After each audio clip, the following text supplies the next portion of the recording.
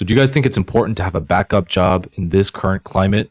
Well, an article just came out talking about how a lot of people are now looking for backup jobs just in case. And so we're going to take a look at it, and I'm going to give you my own personal thoughts on it. So let's jump right in. All right. So the title of this article says workers are seeking backup jobs. It says amid ongoing layoffs and a looming recession, workers are increasingly keeping their eyes peeled for new jobs while remaining in their current roles.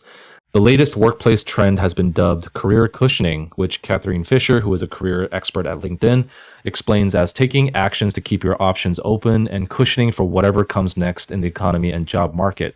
While some say looking for a backup gig is considered cheating on a company, others note that career cushioning is just a fancy way of saying finding a new job. Yeah, that's interesting. Some people might say that this is cheating on a company. I guess they're making the comparison that, let's say you already have someone and you're dating someone on the side or meeting other people, in which case, yeah, you could see it that way. But yeah, I don't know if I would necessarily agree with that statement. You know, what you do during your working hours, as long as you're working and not spending that time going after your own hustle or doing two jobs at the same time, like that's definitely cheating. And I don't think that's fair to an employer. But, you know, after hours, if you're running a side hustle, if you're doing other work on the side, I don't think that's cheating at all. The overall premise of this article is saying that people are seeking backup jobs in this economy. And is that really surprising to anyone? Heck no. I mean, with all these layoffs happening, you know, in big tech and other companies, to think that your job is going to be safe and that you have nothing to fear and you're going to be stable through the next recession, that might be the case. But to assume that, I don't think that's a very smart idea. And so I think most people are smart enough to know that, hey, I got to find a plan B. I got to have a contingency plan because no one is really technically safe. I mean, all jobs are technically replaceable. There's always going to be more people than there are jobs. And unless you're like in the rare 1%, right? Where let's say you're one of the chief AI scientists and there's only 5 people in the world that know exactly how to do what you do, then yeah, then maybe there's going to be a lot more demand for that. But for most jobs, I mean, even a product manager job, there's probably 1,000 people out there right now that could do what I do, and they're probably going to be willing to do it a lot cheaper. And so my job security is not safe. Your job security is probably not safe. So having your eyes peeled for something else on the side, whether it's a side hustle, whether it's a job you do in your free time or driving Ubers, you know, it doesn't matter what it is. I think it's smart that people are looking for backup jobs in this climate. I remember back in 2008, I thought my job was secure. And of course, when the Wall Street collapse happened, I had no idea I was going to be impacted. And one day my boss calls me into his office and says, hey, we got to let you go.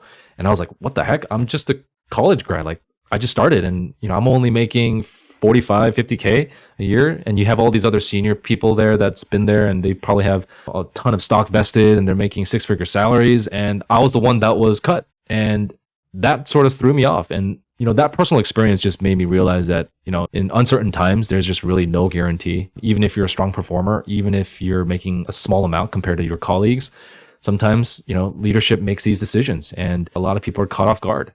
Even in my current role now, you know, Amazon recently announced about a couple of weeks ago that they were cutting 11,000 people.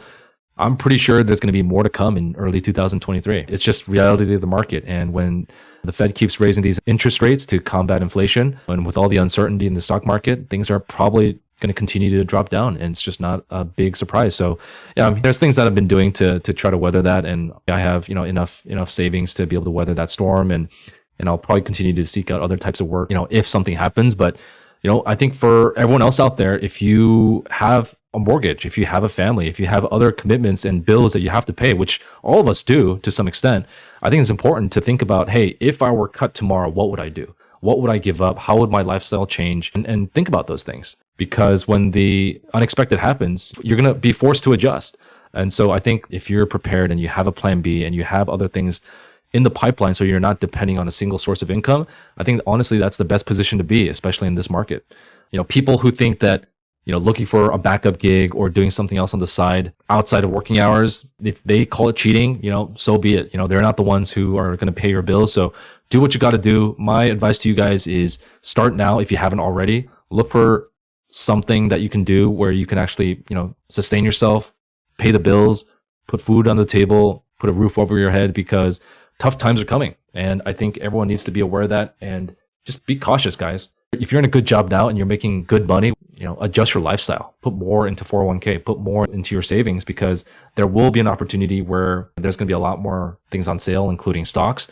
Obviously, you want to be prepared for that, but you also just want enough cash to sustain yourself for the next 6 8 months, 10 months. And with the remaining time that you have, continue to put that time into building your side hustle and investing in other business opportunities or ways that you can generate income on the side. Even after a long day like today, where we're just scrambling left and right to focus on this upcoming launch that I'm involved in, I'm here making videos. And do I want to be doing this? Could I be doing something more exciting? Could I be taking a break and watching Netflix, or I don't know, eating something good? I don't know, whatever it is. But I'm here making these videos because I'm trying to build a skill set and continue to grow my channel so that hopefully this becomes a source of income for me one day. It's not right now, but who knows? If I get lucky and if I continue to grind on this, then good things will happen. And I think the same thing applies for everyone else out there who's hustling. Shout out to all you guys who are putting in the effort and grinding, because I know it's not easy, but I can guarantee you guys it's going to be worth it. So don't quit. Don't get discouraged. Anyways, guys, let me know in the comments down below if you're looking for a side hustle. If you have one already, share it with the community and let people know what opportunities are out there. And I'll catch you guys in the next video. Peace.